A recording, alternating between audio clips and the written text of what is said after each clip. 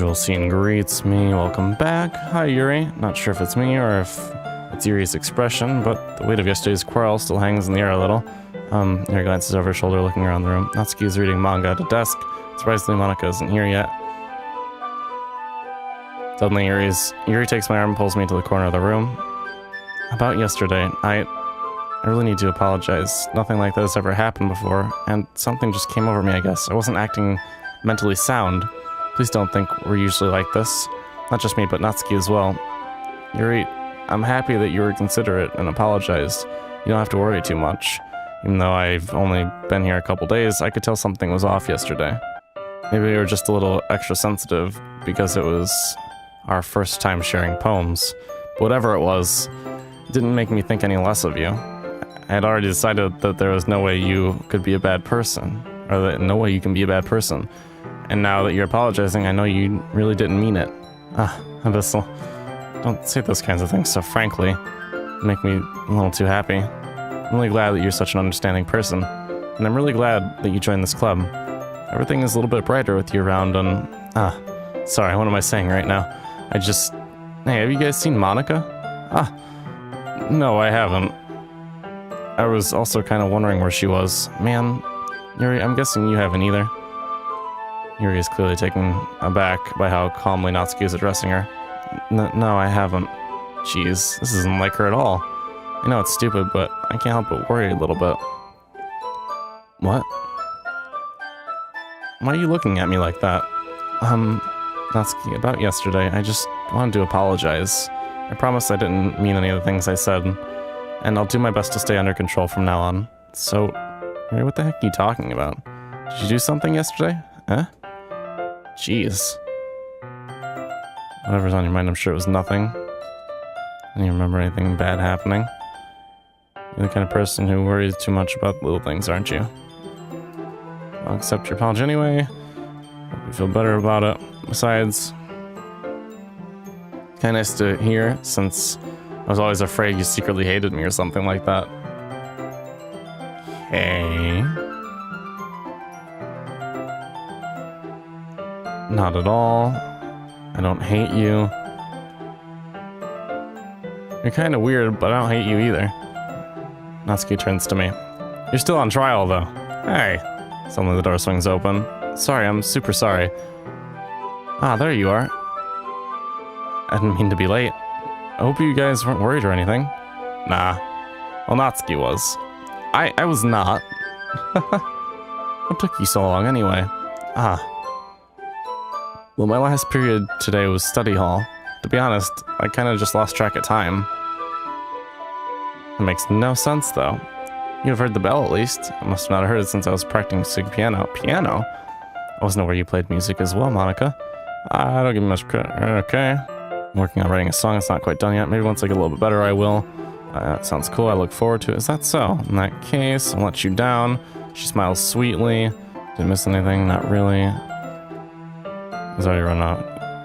Abyssle, since your compliments put me in a good mood, I was wondering if you'd like to spend some time together today. I mean, in the club. Yeah, definitely. Planned on it anyway. Okay. Can we start now? Let's find a place to sit. Being too forceful, aren't I? I'm sorry. My heart just won't stop pounding for some reason. Don't worry about it. If anything, it's nice to see you have so much energy. Yeah, but I need to try to calm down. I won't be able to focus on reading like this. Take your time. Yuri takes a deep breath and pulls out a copy of the book, pulls a copy of the book out of her bag. Actually, I have a request. Do you mind if I make some tea first? Not at all. Thanks very much. There's one thing that can make my reading time here any better. It's a nice cup of tea. Not to mention for yourself as well. Yuri stands up and makes her way to the closet. I follow her and watch as she retrieves a small water pitcher from the shelf, the kind with the filter inside. Can you hold this for a second? Sure. Yuri hands me the water pitcher and also fetches an electric kettle. Going to plug this in at the teacher's desk, and then I'll go get some water. She walks past me and sets the kettle down on the teacher's desk. I simply watch her movements. To my surprise, the way she moves really contrasts her speaking mannerisms. Especially because of her long legs, Yuri appears elegant and methodical. Okay, may I have the water pitcher? Thanks, I'll be right back. I might as well walk with you. That's okay. You stay here. It won't take long. Picture in hand, Yuri hurries out of the classroom. Did Yuri leave you again? No, it's not like that this time. She's just filling up the water pitcher to make tea. Oh, okay. Sorry for misunderstanding. Speaking of tea, I'm gonna go make some tea. Put some fucking honey in it. I'm back. It should be noted that I don't like Monica, because I have a feeling that she influenced Sayori's, suicide. So yeah. Apparently that's also not the ending of the game, so fucking awesome. And I'm still actually playing the game. 10 minutes pass. Yuri said it wouldn't take long. Something holding her up? I'm bored just waiting here, so I decided to go look for her. Let's see. Most logical place for Yuri to be would be the nearest water fountain. I start heading down the hallway.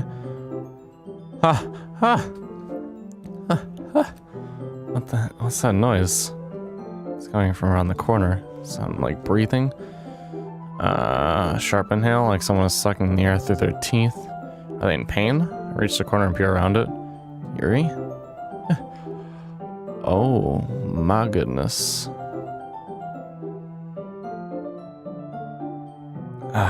Fuck.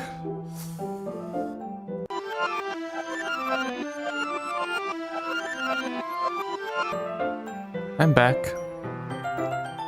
Thanks for waiting patiently. Abyssle, do you like oolong tea? Yeah.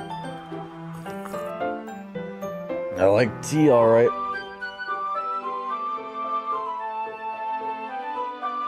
Fucking shit, dude. Anything is fine. Very well. Here he sets the temperature on the kettle to 200 degrees, so she does cut herself. So, depression, there's cutting. Great, this is all sorts of Doki Doki.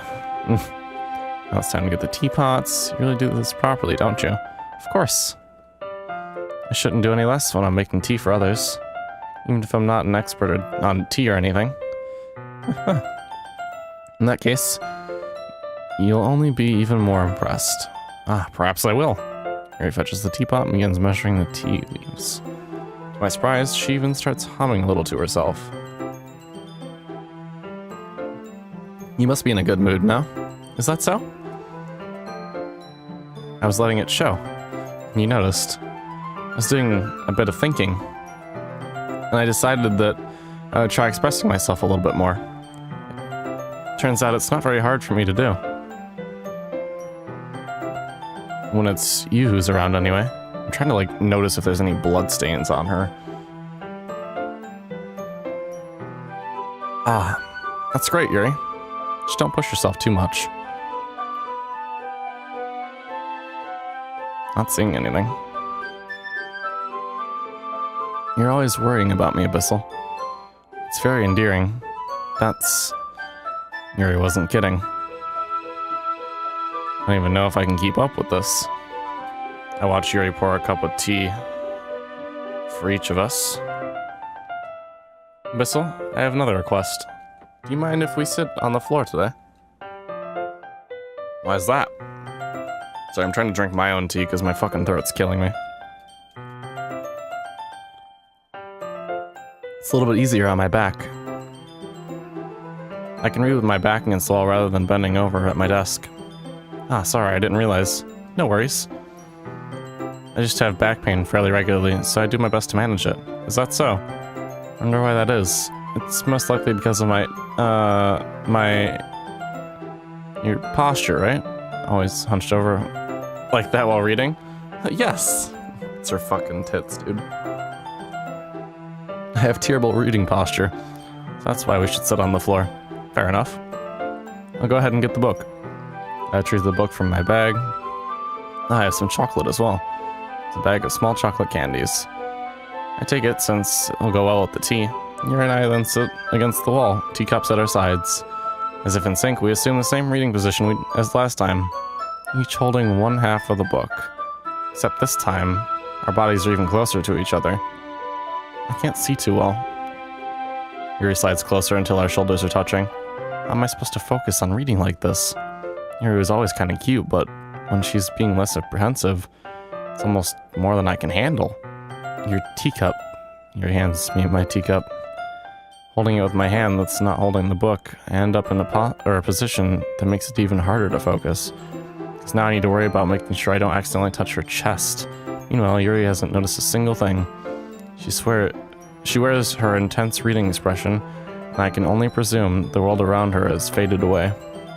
I use all my willpower to focus on reading. After a few minutes, I finally manage to relax a little. I put the teacup between my legs and fumble with the chocolate wrapper. Ah, sorry. I briefly let go of the book to finish opening the wrapper. You can have as much as you want. Ah, that's okay. I won't take any. Are you sure? Well, if I touch it, then I might get smudges on these pages, or on the pages. Ah, you're right. I didn't even think about that. My bad. You need to apologize. I'll hold the book, okay? You sure? Of course.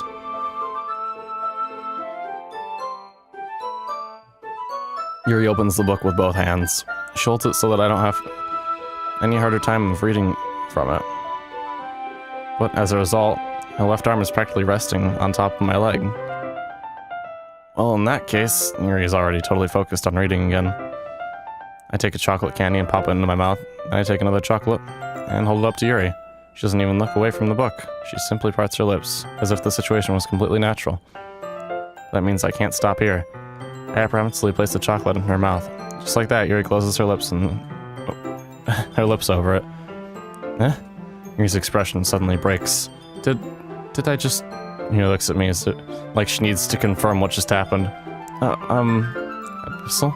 Sorry. I guess I shouldn't have done that. Yuri starts to breathe heavily. I gotta keep drinking tea or else my throat's gonna fucking break. I can't. Abyssle. Suddenly Yuri forcefully grabs my arm and jerks me to my feet. My teacup gets knocked over. Abyssle. My heart won't stop pounding. I can't calm down. I can't focus on anything anymore. Can you feel it? Yuri suddenly presses my hand against her chest. Why is this happening to me?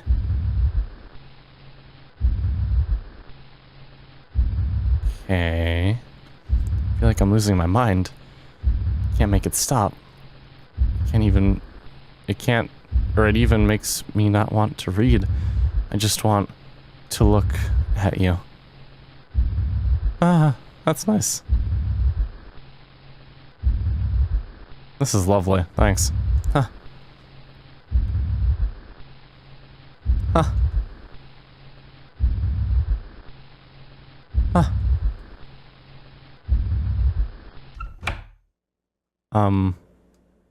It's time to share poems.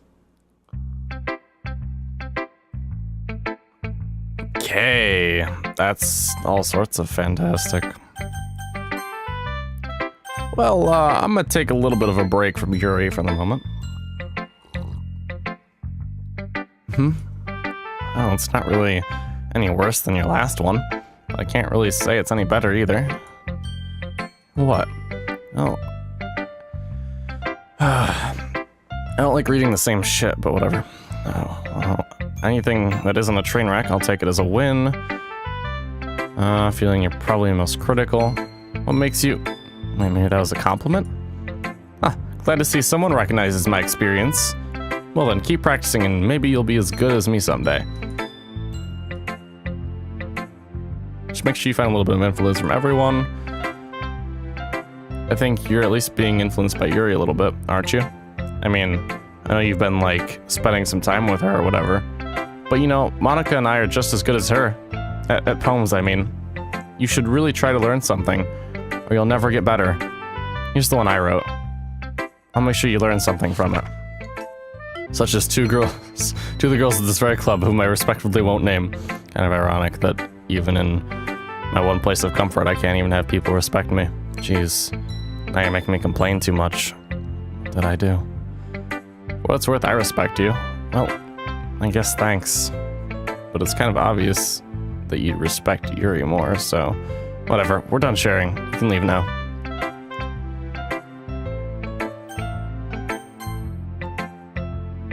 I've been waiting for this. Let's see what you've written for today. Yuri stares at the poem with a surprised expression on her face. Do you like it? Abyssle. This one might even be better than yesterday's. How'd you even pick up on this so quickly? Just yesterday I was telling you the kind of techniques worth practicing. Maybe that's why. You did a good job explaining. I really wanted to try giving it more imagery. Yuri visibly swallows. Even her hand appears sweaty. Makes me so happy. It's so amazing to feel like I'm valued, Abyssle. Everything that you write is a treasure to me. My heart pounds just holding it. I want to write a poem about this feeling. Is that bad? I'm not being weird, right? I'm having a harder time than usual concealing my emotions. Kind of embarrassed. But right now, I just want you to read my poem too, okay? Wheel. A rotating wheel, turning an axle, grinding. Bolt head. Right? Is that bolt? I think so. Linear gearbox, falling sky. 7 holy stakes. A docked ship. A portal to another world. A thin hope tied to a thick rope.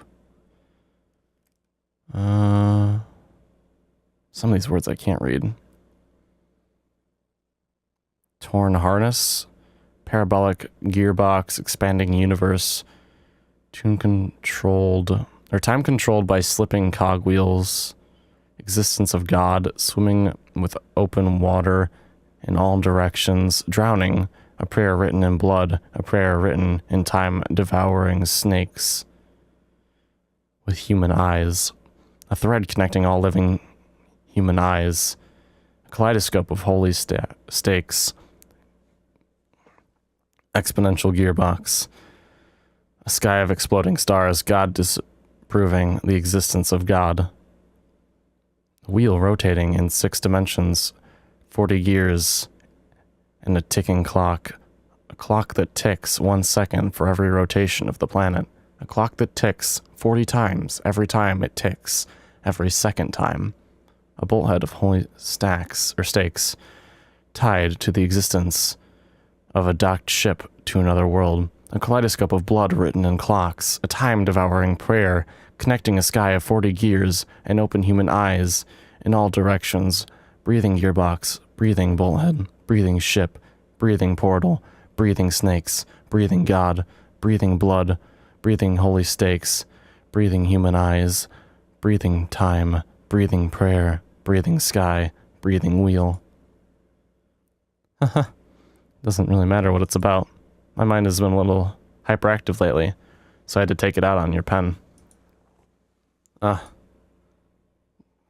is, a pen fell out of your backpack yesterday, so I took it home for safekeeping, and I just really like the way that it writes, so I wrote this poem with it.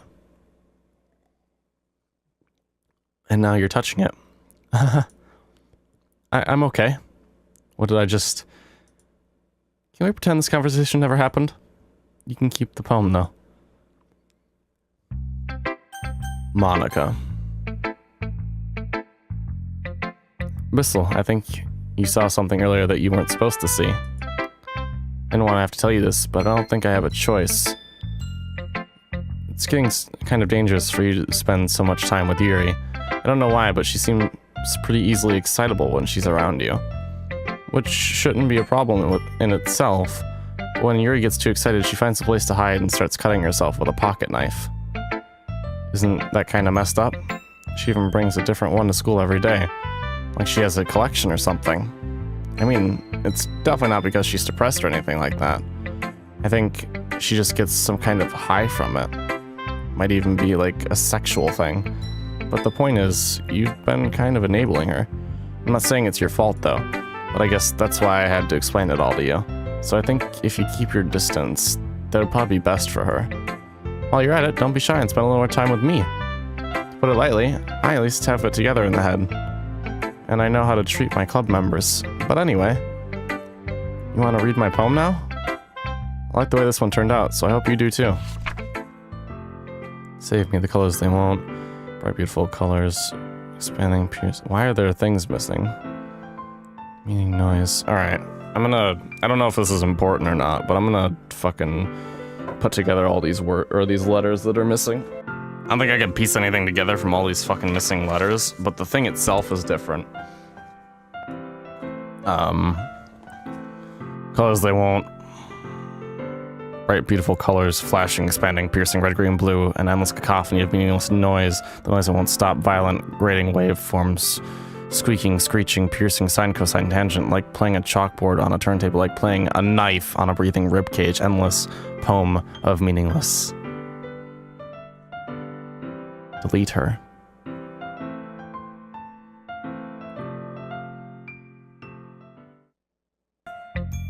Sorry, I know it's kind of abstract. I'm just trying to, well, never mind. There's no point in explaining. Anyway, here's Monica's writing tip of the day. Sometimes you'll find yourself facing a difficult decision. When that happens, don't forget to save your game. You never know when, who am I talking to? Can you hear me? Tell me you can hear me. Anything? Okay. That's my advice for today. Thanks for listening. Would you like to read it? Sure, why not? Today I cut my skin open for the first time. It was exhilarating. I think I understand how Link feels now. I'm supposed to be a responsible one, though I don't think I'll be doing it again unless I decide to kill myself. I left a memento of the occasion below.